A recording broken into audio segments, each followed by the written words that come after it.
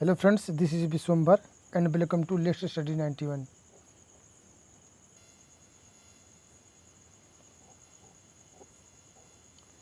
Share, subscribe, like कर दीजिए अगर सेक्शन पसंद आए तो। चलते हैं क्वेश्चन पर।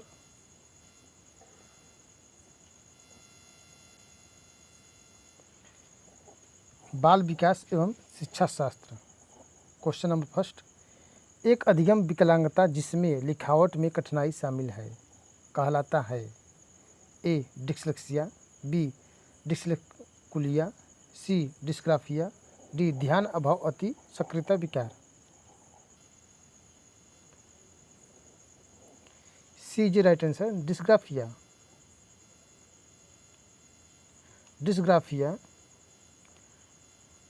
लिखने से संबंधित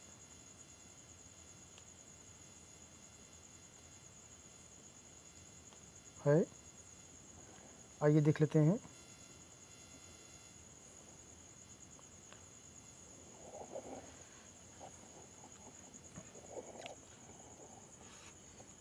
इसमें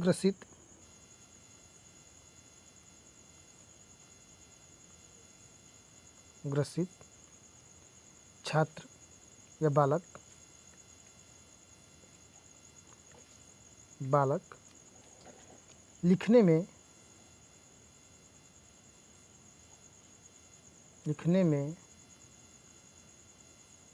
कठिनाई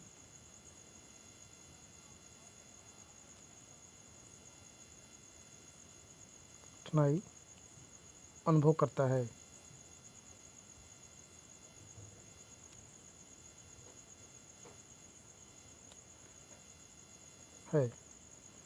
नेक्स्ट क्वेश्चन,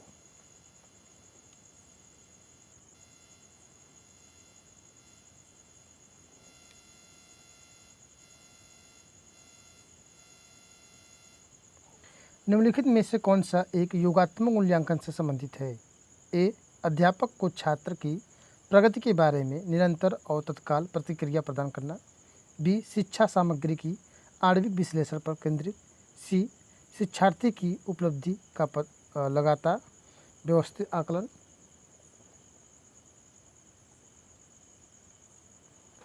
लगातार होगा, थोड़ा मिस्टेक इसलिए थोड़ा पढ़ने में। लगातार व्यवस्थित आकलन। डी. सत्र के अंत में शिक्षार्थी के प्रदर्शन का अंतिम आकलन। चलिए आप लोग बताइए answer.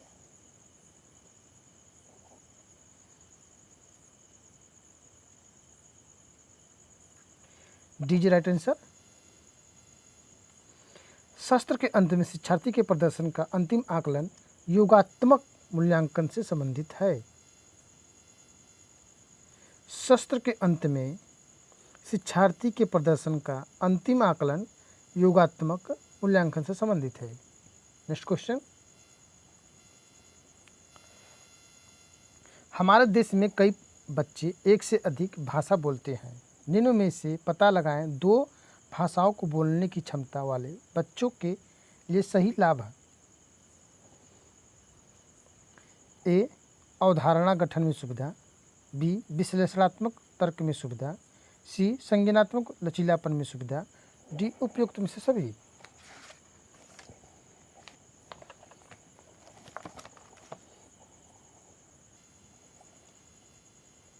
D is right answer. उपयुक्त सभी। अवधारणा गठन में सुविधा हो, विश्लेषणात्मक तर्क में सुविधा हो, संज्ञानात्मक लचीलापन में सुविधा हो, जिससे कि बच्चों को दो भाषाओं में बोलने की क्षमता अधिक लाभ हो सके। नेक्स्ट क्वेश्चन, समावेश शब्द का मतलब विशेष शैक्षिक आवश्यकता वाले बच्चों को डैश डैश डैश नियमित कक्ष में शिक्षित करना। ए. सर्वाधिक समय, बी. पूरा समय, सी. कुछ समय, डी. किसी समय नहीं।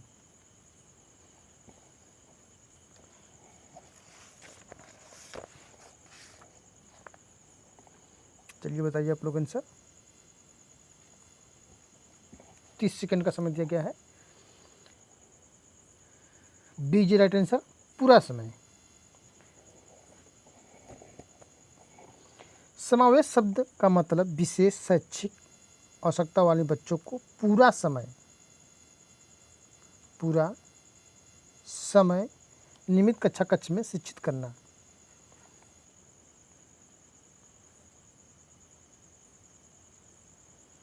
नेक्स्ट क्वेश्चन, एक भाषा शिक्षक कक्षा में कविता का वितरण समझाकर कक्षा में कविता पढ़ा रहा है और छात्र को स्पष्टीकरण से निष्कर्ष निकालने या व्यापक विचार करने के लिए कह रहा है। यह एक उदाहरण है। आगमनात्मक तर्क, निगमनात्मक तर्क, अवधारणा निमांचित्र, डी परिकल्पना परीक्षण।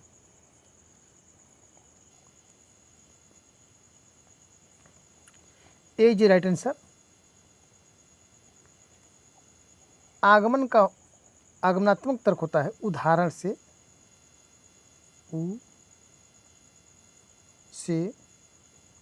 नियम की ओर।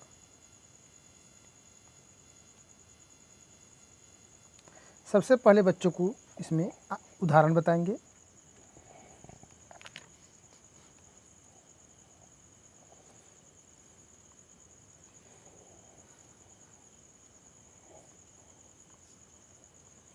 पूर्व ज्ञान को नवीन ज्ञान से ज्ञात से अज्ञात की ओर जोड़ने का प्रयास करेंगे।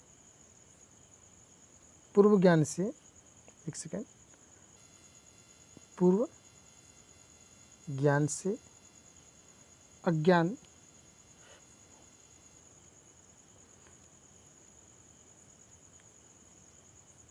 नवीन ज्ञान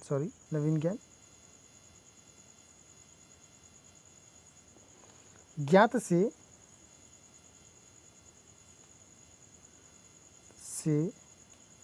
अज्ञात की ओर नेक्स्ट क्वेश्चन,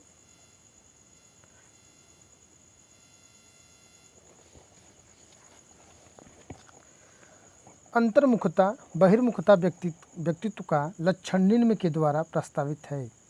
हैस Eysenck, B R B Cattell, C Gordon Allport होगा,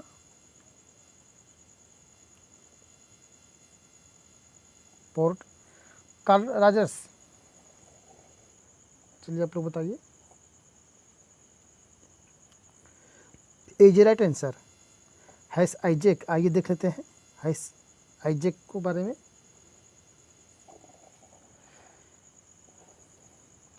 हैस आइजेक ने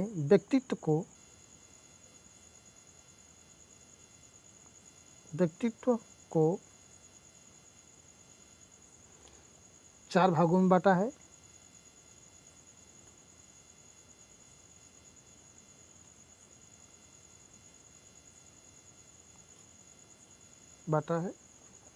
अंतर्मुखी पहला, बहिर्मुखी, स्थिर,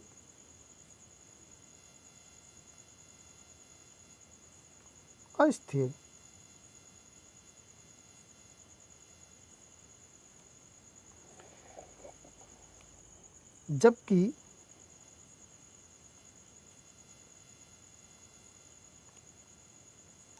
जबकि आलपोर्ट महोदय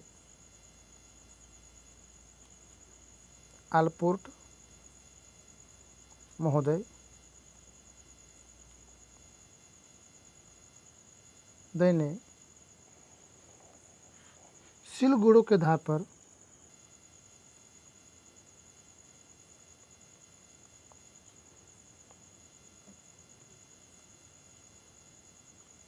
पर व्यक्तित्व का वर्गीकरण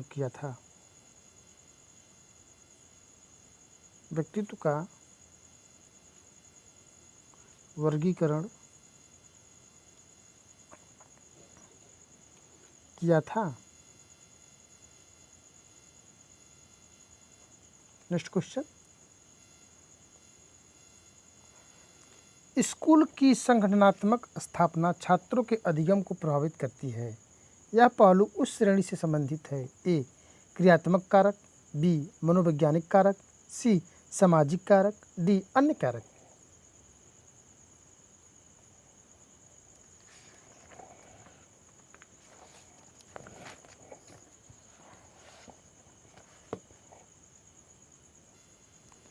सी इज राइट आंसर, सामाजिक कारक। स्कूल की संगठनात्मक स्थापना छात्रों के अधिगम को प्रभावित करती है, सामाजिक कारक।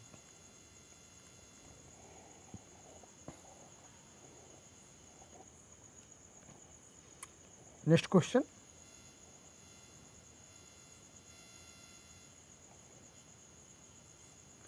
शिक्षक के तौर पर आपने एक उपयुक्त परीक्षण और जांच सूची का उपयोग करके छात्र की बुद्धि, व्यक्तित्व तथा कक्षा व्यवहार के बारे में जानकारी एकत्र की है। यह प्रक्रिया कहलाती है ए आकलन, बी मापन, सी मूल्यांकन, डी उपयुक्त सभी।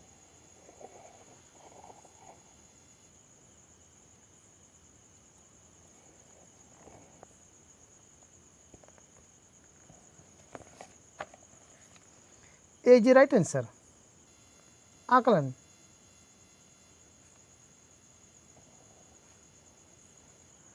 आकलन में शिक्षक द्वारा व्यक्तित्व के रूप में ज्ञानात्मक,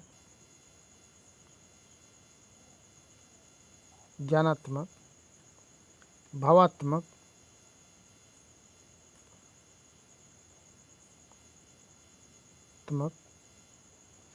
क्रियात्मक,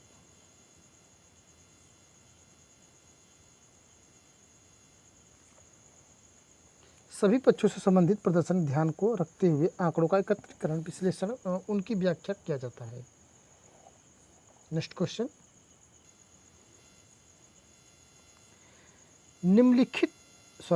अधिगम में उपयोग और अनुप्रयोग के नियम को भी कहा जाता है। ए प्रभाव का नियम, बी श्रम का नियम, सी प्रबंधन का नियम, डी इनमें से कोई नहीं।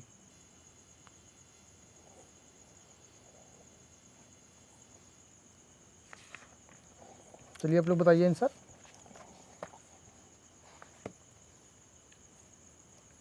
बी इज राइट आंसर, श्रम का नियम। अधिगम में उपयोग और अनुप्रयोग के नियम को भी कहा जाता है श्रम का नियम। थॉर्नडाइक महोदय ने सीखने के कुछ नियम बताए हैं। मुख्य नियम,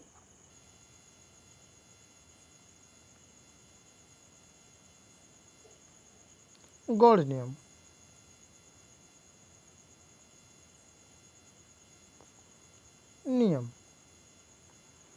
मुख्य नियम 3 प्रकार होते हैं और गौड़ नियम 5 प्रकार के होते हैं।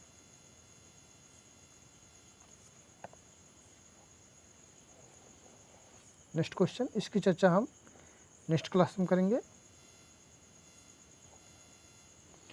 अनुभूति बच्चे और वातावरण के बीच अंतःक्रिया की निरंतर प्रक्रिया के माध्यम से विकसित होती है। यह सिद्धांत में प्रतिबिंबित होता है।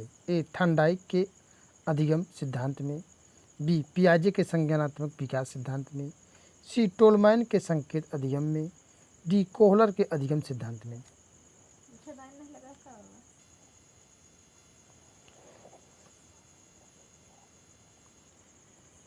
बी इज राइट आंसर, पियाजे के संज्ञानात्मक विकास सिद्धांत में।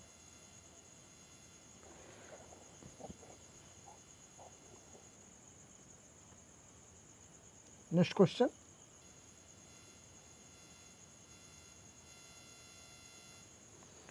निम्नलिखित में से कौन सा कथन आदर्श संदर्भित परीक्षण के लिए सत्य नहीं है।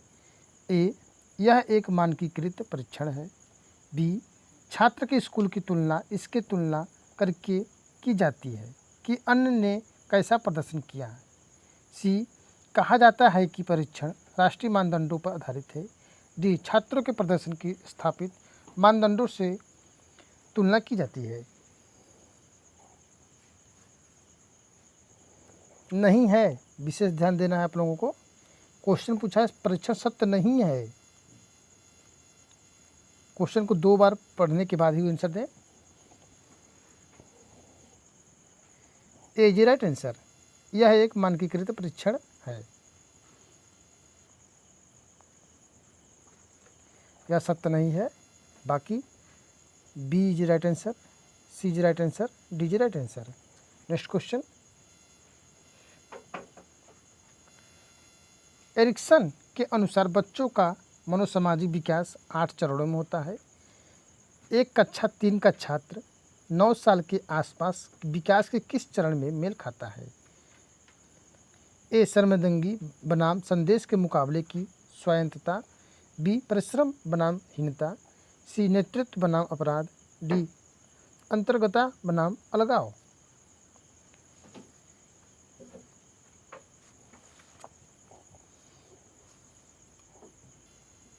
बी इज राइट आंसर, परिश्रम बनाम हीनता।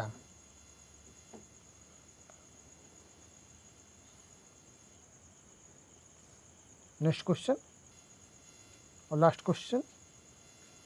पियाजे के सिद्धांत में एक प्रक्रिया जो पुराने और नए धारणाएं और अनुभव के बीच संतुलन की क्रिया है जाना जाता है। ए समावेश, बी समायोजन, सी संतुलन, डी ज्ञान विघ्न।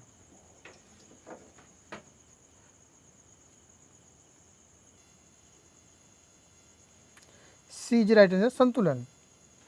पियाजे ने संतुलन पर अधिक प्रभावित होकर किया है।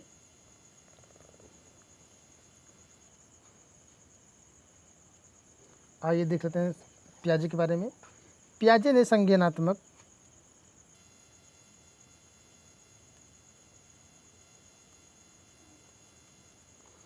सिद्धांत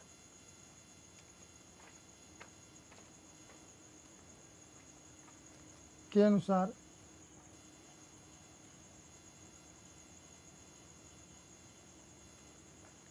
अनुकूलन,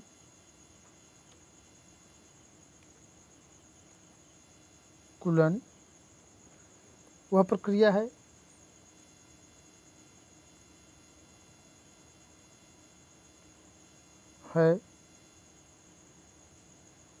जिसके द्वारा व्यक्ति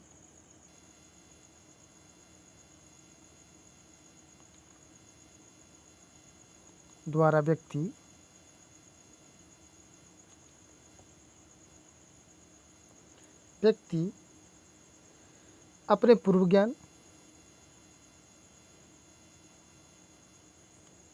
ज्ञान तथा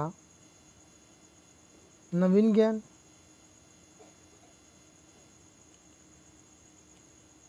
नवीन अनुभवों के मध्य